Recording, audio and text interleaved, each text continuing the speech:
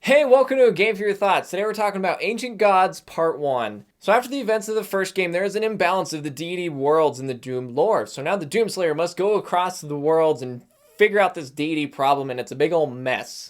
Doom Eternal is my favorite game of the year so far, and I really loved what the game did with the combat and the lore and the universe. And it did really expand a lot on the Doom lore. We really hadn't gotten a whole lot of Doom story up to that point, but Doom Eternal really gave us a lot of information, and it even left a lot of questions. And one of my biggest questions actually got answered in this thing. I was interacting with a lot of people on the Doom Discord, and they're like, dude, you clearly have not played the DLC. Go play it and come back. And I was like, oh, okay. And so I did, and I was really glad I did, because it answered a lot of questions. I was like, wait, what about this? Answered it. What about this? Answered it. And it was just really awesome as it really built upon the lore in a really cool and an efficient way. Doom has never really been a story-heavy game. It's always just been very straightforward. But Doom Eternal really changed a lot of that and added all these different elements, and this game really continues that in the best way possible. And it has lots of really interesting twists and turns, and a cliffhanger ending that is just so, it's crazy. I loved it. I do appreciate what they did with the lore, because they really could have gone too far, but I feel like they went just far enough that there's still a lot of mystery. There still isn't a whole lot of explanation to every single thing, but you do get a lot of questions answered and a lot of situations pop up that really does change a lot.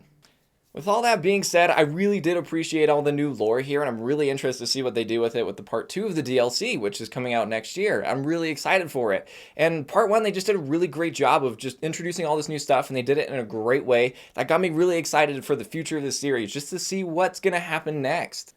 Now, for the gameplay. So my 7 to 8 hour 100% completion run of this gameplay was... This was insane. This is some of the hardest Doom I've ever played in my life, and it was so much fun. They did not hold back when they created this DLC. They throw everything at you right from the start, and it is so just overwhelming. It's so good. I loved it because it just really tests the player to their limits. You start out with the fully upgraded Doomslayer, and sometimes that's not even enough. They do everything they can to just push you to your limit in every way possible, and it's so good. I really liked the combat in Doom Eternal. I feel like it built upon what 2016 started in a really good, efficient way. But this game just takes it to 100 out of a possible 5. It is just so difficult. This comes from many different things. The first one for me is the level design. All the arenas are built in really interesting ways. Everything is there for a reason. Everything is there to give you a strategic advantage against the onslaught of relentless demons that are just so... There's so much happening, but everything is put there meticulously, and it's very well designed. And the spaces in between the combat arenas where you're jumping and moving around are actually really improved as well. Really pushing your reaction time and really paying attention to the environment to make sure you don't miss something and fall to your doom.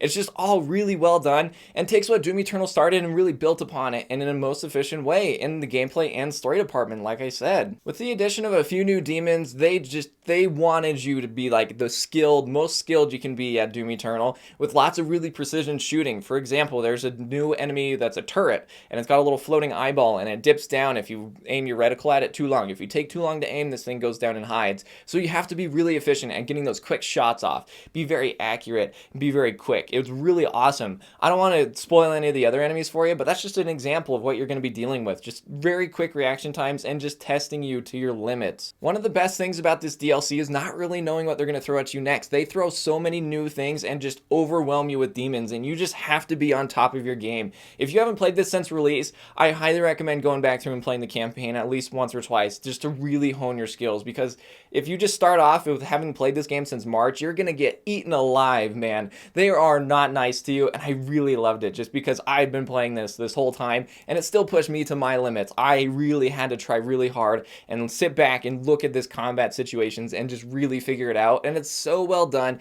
in such a smart and efficient way that feels really rewarding when you finally get past those difficult moments. Speaking of difficult moments, the 2 new boss fights this game throws at you are relentless. Ooh, they're so difficult, and you are going to need to pull out everything you have in your arsenal just to even stand a chance. They are so good, so well-designed boss fights that use everything to their advantage to give you a really solid boss fight experience that is so satisfying when you finally get that last hit and it's over. Oh, it's just so good, and it's so brutal, and I did not break any of my controllers, thank goodness. In the end, this DLC is everything I wanted it to be. It took what Doom Eternal did and built upon it in the best ways possible. I really love Doom Eternal, and this DLC just continues it in the best of ways with awesome new lore, incredible gameplay that is just so brutally tough that just really, really pushed your limits and makes you play the game the right way. And it's so good, and I really, really loved my time with the Ancient Gods Part 1. The new boss fights were just so tough, and I really was satisfied when I finished it. I had to sit back and figure out the best ways to approach each situation.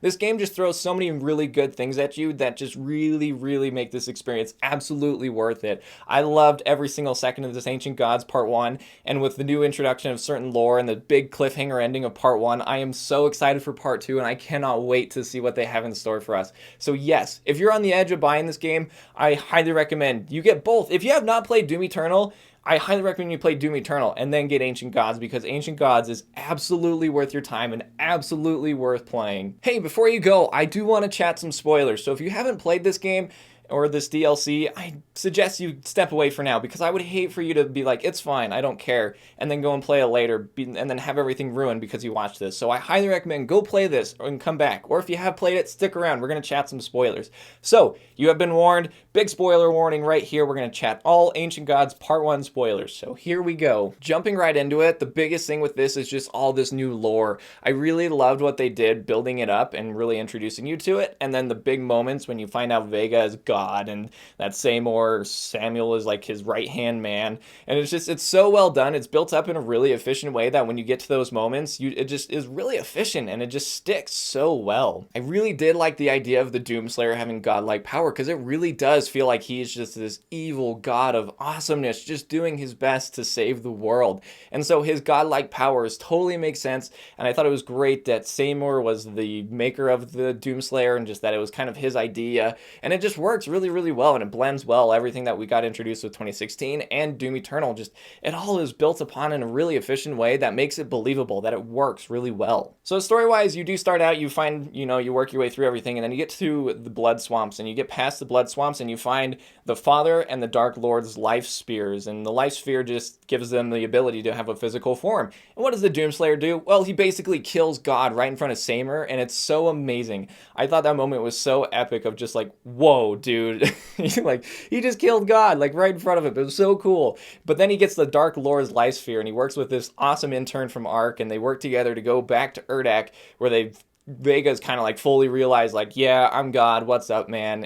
But he doesn't know what the Doomslayer's plan is. I love this because, like, the whole time the intern's just like, ugh, dude, Vega has no clue what you're up to, and the Doomslayer just, of course, doesn't say anything and just continues on with his epic quest of awesomeness, and I loved it. It was so well done. Just this whole build up to this big moment. He's got the Dark Lord Sphere, and you defeat Seymour, but then God's like, no, and then you go in, and you give the Dark Lord Sphere to these creepy dudes, and then they, like, summon back up the Dark Lord, and it's like the evil Doomslayer. It's so cool! I freaking loved this moment. It was so intense. I was freaking out, and I was like, oh my gosh, what does this mean for Part 2? I'm so excited to see what they have in store for us. I mean, you can see how excited I am. I love this twist.